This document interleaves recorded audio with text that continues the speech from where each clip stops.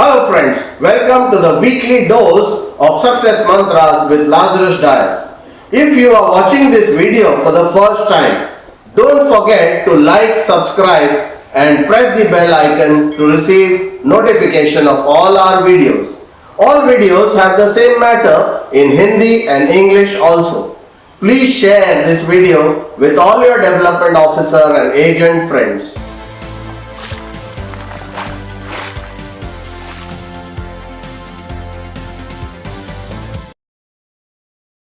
Hello friend, आज हम लोग ऐसे एक टॉपिक के ऊपर बात करने वाले हैं अगेन, जिसको मैं साइकोलॉजी कहता हूँ। साइकोलॉजी का जानना बहुत ज़रूरी है। लोग हमेशा सोचते हैं यार लाजरस ये सब अलग अलग चीज़ें क्यों पढ़ाता है, इंश्योरेंस पढ़ाता नहीं है। मैं इंश्योरेंस बहुत कम पढ़ाता हूँ, बट इंश्योरेंस में सक्सेस होने के लिए ऐसी बहुत सारी चीज़ें हैं जो अगर आपको पता नहीं होगी, जिसके ऊपर अगर आप काम नहीं करेंगे तो आपकी साइकोलॉजी डेवलप नहीं होगी, और साइकोलॉजी डेवलप नहीं होगी तो आपका सक्सेस नहीं आएगा। हमने 3 years MDRT कोर्स जब किया था तो उसमें काफ़ी सारा साइकोलॉजी हम इन्वॉल्व किए और इस वजह से लोग कंसिस्टेंटली सक्सेसफुल होने लगे। तो आज मैं आपको बात करने वाला साइकोलॉजी की एक एस्पेक्ट जिसको हम लॉ ऑफ वाइब्रेशन कहते हैं। लॉ ऑफ वाइब्रेशन ये लॉ ऑफ अट्रैक्शन के पास मतलब उसका मिलता जुलता है। लॉ ऑफ वाइब्रेशन के वजह से लॉ ऑफ अट्रैक्शन होता है, और जो लॉ ऑफ अट्रैक्शन है, जो सीक्रेट मूवी अगर आपने देखी नहीं है तो आपको देखना चाहिए। तो दोस्तों, ये लॉ ऑफ वाइब्रेशन क्या है? आप देखो, जो भी जीवी चीज़ है या निर्जीवी चीज़ है, हर दोनों चीज़ जो है वो मॉलिक्यूल से बना हुआ है, एटम से बना हुआ है। मॉलिक्यूल जो है वो अलग अलग एटम से बनता है, और उसमें फिर जो निर्जीव चीज़ है या जीव चीज़ है वो दोनों में एटम्स और मॉलिक्यूल्स होते हैं। मॉलिक्यूल्स के अंदर एटम होते हैं। एटम्स के अंदर अगर आप देखेंगे प्रोटॉन, न्यूट्रॉन और इलेक्ट्रॉन्स होते हैं। ये सिंपल फिजिक्स है जो हम जानते हैं। प्रोटॉन, न्यूट्रॉन और इलेक्ट्रॉन्स होते हैं। प्रोटॉन जो है उसका प्रोटॉन और न्यूट्रॉन, और इलेक्ट्रॉन जो है उसके अराउंड घूमते हैं। तो मतलब वहाँ एनर्जी है। हर एक प्रोटॉन, हर एक एटम के अंदर एनर्जी है। आप प्रोटॉन के अंदर जाएंगे तो आपको 3 और बॉल्स दिखते हैं जिसको हम क्वार्क्स कहते हैं, क्वार्क्स। और अगर और पावरफुल माइक्रोस्कोप, पहले साइंटिस्ट को लगता था कि ये एटम है ना, ये सबसे जो बोलते हैं ना छोटा से छोटा चीज़ है। बट उसके बाद पता चला कि प्रोटॉन, न्यूट्रॉन और इलेक्ट्रॉन होते हैं।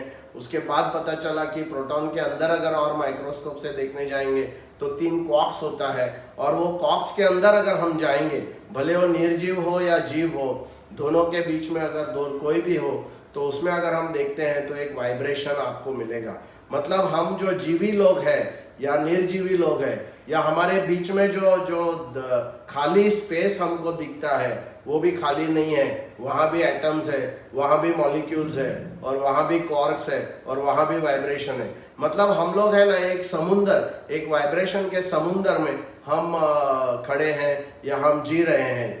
ये समुंदर जो है, अगर आप एक बहुत ही पावरफुल माइक्रोस्कोप से अगर देखेंगे आप, तो मैं 2 लोगों के बीच में जो गैप दिखता है वो गैप आपको दिखेगा नहीं, क्योंकि वहाँ भी वाइब्रेशन है, ये बॉडी भी वाइब्रेशन है, जो यहाँ पीछे सोफा है या दीवार है वो भी वाइब्रेशन है। तो ये सब, और मेरे आसपास पूरा वाइब्रेशन है। मेरी बॉडी उस वाइब्रेशन, उस पावरफुल माइक्रोस्कोप में बिल्कुल वो इसमें आपको नहीं दिखेगा कि मैं बेसिकली इंसान हूँ या निर्जीव हूँ या जीव हूँ, बिकॉज जब वाइब्रेशन आता है वो सबसे लास्ट पार्ट है। तो विच मीन्स हम लोग सब वाइब्रेशन में हैं। अब जो निर्जीव है उसका वाइब्रेशन की फ्रीक्वेंसी फिक्स होती है, इसलिए वो स्थिर रहता है, एक जगह पे रहता है, मूवमेंट उसका नहीं होता है। बट जो इंसान है, जो जीवी है, उसका इमोशंस होता है, उसके थॉट्स होते हैं, जिस वजह से उसका फ्रीक्वेंसी जो है वो चेंज होते रहता है। और ये फ्रीक्वेंसी और बाहर की फ्रीक्वेंसी, ये लॉ ऑफ अट्रैक्शन कहता है कि आपकी फ्रीक्वेंसी जब जो आपको रिक्वायर्ड है या जो आप चाहते हैं, ज़्यादा पैसा चाहते हैं, तो उसकी फ्रीक्वेंसी और आपकी फ्रीक्वेंसी जब मैच होती है तब आपके पास बहुत सारा पैसा आपके पास आता है। तो my dear friends, I am going to talk about the law of attraction, the law of vibration, which is also like the prototype, the reason for the law of attraction. The law of attraction is there, or it takes place because of the law of vibration. Normally what happens, whether it is a living being or a non-living being, or an inanimate object like the wall or the sofa or the table, if you see, all are made of molecules. If you see these molecules, they are made of atoms, So sodium chloride, basically, which is salt, is made of an atom of sodium and of chloride, and therefore that is called as a molecule. So within the molecule there are atoms.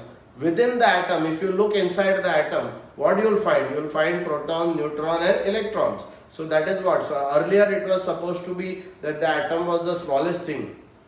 But with the development of more powerful microscopes, we have now come to understand that inside the atom, you have proton and neutron and continuously rotating electrons. Now if you go right inside the proton, then you will find that there are 3 quarks. Okay, 3 small balls which are there inside, and they are quarks. They are called as quarks. If you go more further into the quarks, you will find there is a vibration. It's like a jig jig jig jig jig. All vibration is there. Now whether I am a living being or an inanimate thing, or whether this space between two people, I am standing in between the wall, in between there is a space. It looks like space, but even there are molecules and there are atoms and there are protons and there are neutrons, there are quarks and there is a vibration.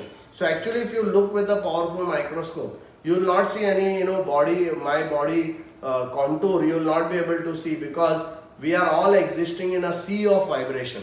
The only thing is the inanimate or the objects, their frequency of vibration is the same every time, it doesn't change. Whereas we as human beings, our vibration and frequency changes because of our thoughts and emotion. And therefore, if you want more money, that is what the law of attraction says, you need to be tuning into the frequency of the money. And once you start tuning into the frequency of money, automatically money starts coming in. So the law of attraction is actually based on the law of vibration. And once you know the law of vibration, so success, you require law of vibration understanding, and you need to start working on that. आपको अगर सफल बनना है तो law of vibration के बारे में आपको जानकारी होनी चाहिए, और उसके तहत आपको आपका जो अलाइनमेंट है वो आपको करना चाहिए. Thank you.